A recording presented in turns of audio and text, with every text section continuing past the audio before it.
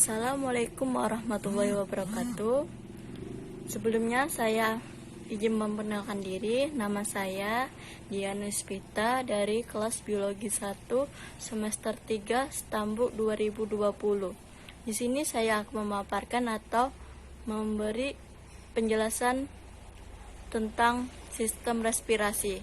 Di sini saya membuat video tentang sistem respirasi untuk memenuhi tugas ujian akhir semester saya yang dibimbing oleh Bu Syukria.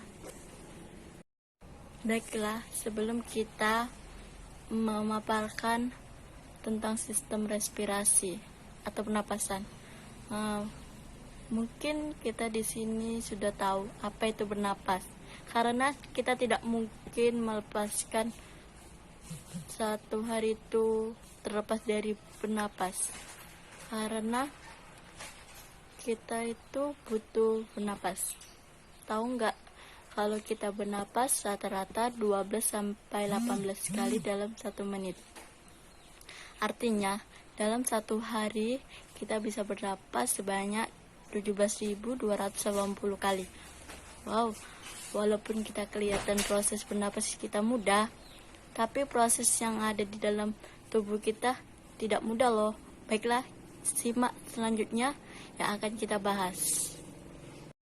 Sebelum mempelajari sistem pernapasan atau respirasi, alangkah baiknya kita akan mengenal apa-apa saja organ-organ pernapasan atau sistem respirasi. Baiklah, yang pertama yaitu rongga hidung, yang kedua yaitu paring atau tenggorokan, yang ketiga laring, yang keempat trakea, yang kelima bronkus, yang yaitu bronkus percabangan paru-paru, yang keenam yaitu paru-paru. Baiklah, di sini saya akan menjelaskan satu persatu organ sistem respirasi atau pernapasan. Yang pertama yaitu rongga hidung. Rongga hidung ini berfungsi sebagai tempat masuknya udara yang saat kita bernapas, dan berfungsi juga sebagai menyaring udara yang masuk ke rongga hidung. Yaitu di sini terdapat rambut hidung, itu untuk menyaring kita saat bernapas. Tidak hanya itu, di rongga hidung juga terdapat ujung-ujung saraf pebau. Yang selanjutnya paring atau tenggorokan. Yang sebelumnya tadi kan rongga hidung. Seterusnya dia itu paring tenggorok atau tenggorokan. Tenggorokan atau yang disebut paring merupakan jalur terusan setelah kita menghirup udara melalui hidung pada tenggorokan. Organ pernapasan dilanjutkan dengan pangkal tenggorokan atau laring, trakea dan bronkulus. Selanjutnya yaitu laring. Yang pertama rongga hidung, paring atau tenggorokan. Yang ketiga ini yaitu laring. Laring yang dikenal juga sebagai kotak suara adalah penghubung untuk paring dan trakea. Di bagian ini terdapat pita suara dan katup epiglotis. Yaitu saat kita makan tidak boleh kita berbicara, karena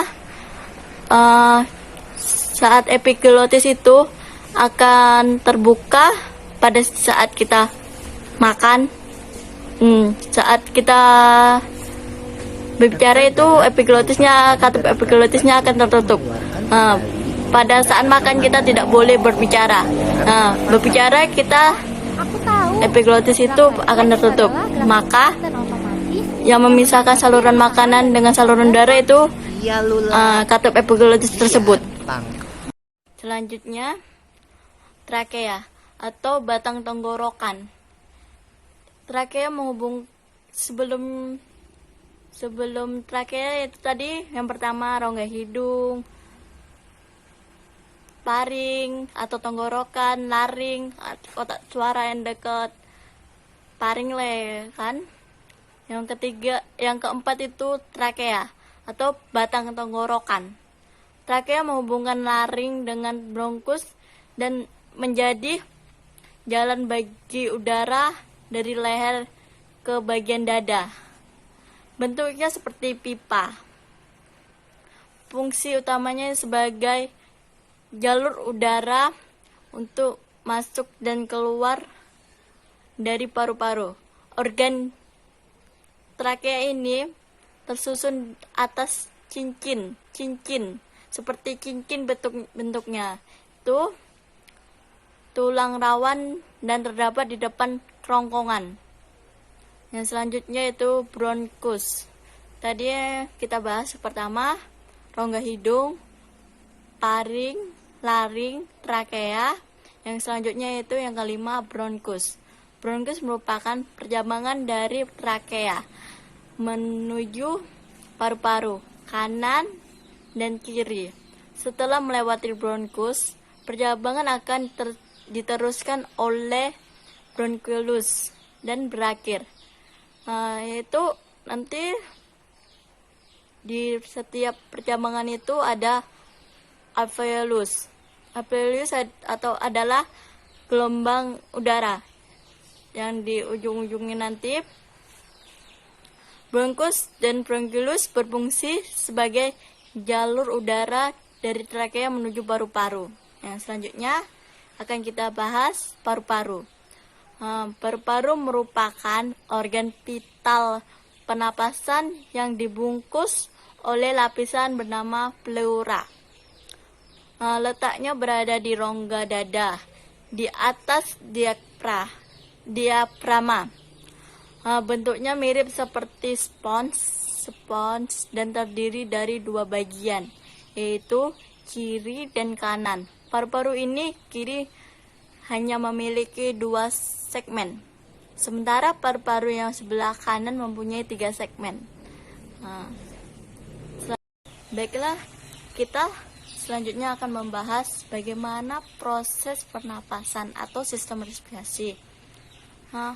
Kita di sini pasti akan bertanya, bagaimana udara dapat keluar masuk dalam paru-paru. Hal ini terjadi dikarenakan adanya perbedaan antara tekanan udara luar dengan udara dalam paru-paru. Di sini kita akan membahas bagaimana proses tersebut. Proses tersebut kita akan menjadi 2 bagian, yaitu yang pertama proses pernapasan dada. Proses pernapasan dada ini terjadi karena gerakan tulang rusuk oleh otot antar rusuk. Yang kedua yaitu pernapasan perut. Pernapasan perut terjadi karena gerakan otot diafragma atau sekat rongga badan yang membatasi rongga dada dengan rongga perut. Selanjutnya, saya akan membahas pengaruh asap rokok pada kesehatan pernapasan atau sistem respirasi. Merokok dapat membahayakan pada kesehatan pernapasan karena adanya zat-zat yang berbahaya terkandung dalam rokok. Kandungan zat yang berbahaya dalam rokok yaitu 1.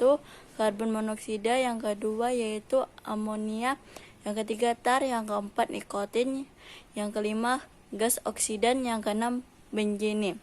Beberapa penyakit yang disebabkan merokok. 1.